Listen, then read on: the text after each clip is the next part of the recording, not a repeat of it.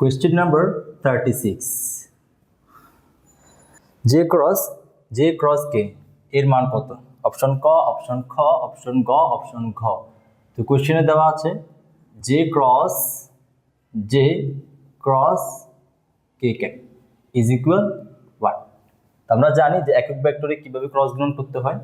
এটা হচ্ছে I, এটা হচ্ছে J, এটা হচ্ছে K। তো যখন I J করব, I J করলে আমরা কি পাবো? K পাবো। যখন I cap হলো ক্যাপ হবে, তো I cap cross J cap আমরা পাবো K cap। আবার যখন J cap ক্রস K করব, J cap ক্রস K করব আমরা পাবো I cap। আবার যখন K ক্রস I করব, তাহলে K ক্রস I আমরা পাবো J cap। সরি, এখানে J K হবে। তো যখন রিভার্স করব, অর্থাৎ যখন আমরা অ্যান্টি ক্লকওয়াইজ নিব, তখন কি হবে? তো তখন হবে যে J cap cross I cap, তখন অ্যান্সার কি আসবে? নেগেটিভ আসবে। এটা আমরা জানি।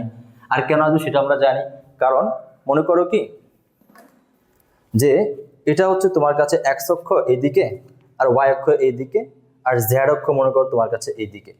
এখন তুমি যখন I ক্রস J করবা, I ক্রস J তুমি কোন দিকে পাবা? K এর পজিটিভ দিকে পাবা। যখন তুমি J ক্রস I করবা, তাহলে J ক্রস I তুমি কোন দিকে পাবা? K নেগেটিভ দিকে পাবা।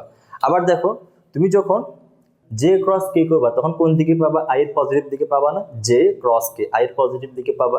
আবার যখন K ক্রস J করবা, তখন কোন দিকে পাবা? I এর নেগেটিভ দিকে। সিমিলারলি বাকিটাও তোমরা জানো। তো এখানে যদি বলা হয় যে এটা কত হবে, যে K ক্রস J, তখন আসবে মাইনাস I cap। আর এখান থেকে বলতে পারি I ক্রস K হলে আসবে মাইনাস J cap।